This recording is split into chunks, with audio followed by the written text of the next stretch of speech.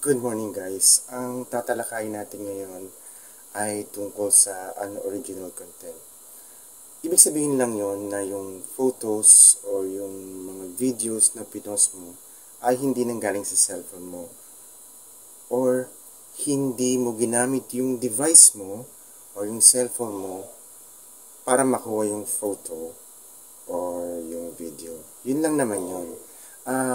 I-share ko sana yung experience ko regarding dito sa original content. Kung isasuggest ko sa inyo kung mag-start kayo gumawa ng account sa Facebook, much as possible, yung talagang zero, yung hindi existing na, hindi na existing na profile or page. Kasi sa akin, nag-start ako na yung page ang ginamit ko, existing na yun. Saka yung profile, existing na rin. So, yun na lang ginamit ko.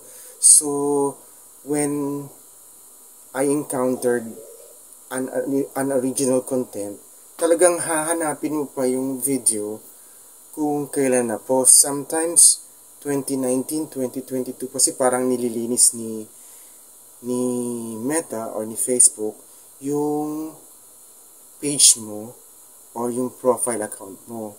So, mas mabuti kung bagong-bago yung account mo kasi makikita mo kagad yung yung may problem or may unoriginal content na video, i-delete na lang kagad.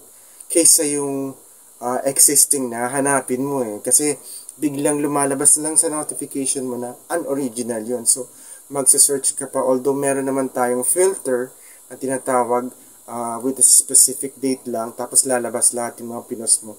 Pero ang hirap pa rin, di ba? Maski na-delete mo na, nandun pa rin siya. So, nagkakaroon tayo ng problema. So, sana may natutunan kayo dito sa video ko about unoriginal content. Yun lang yun.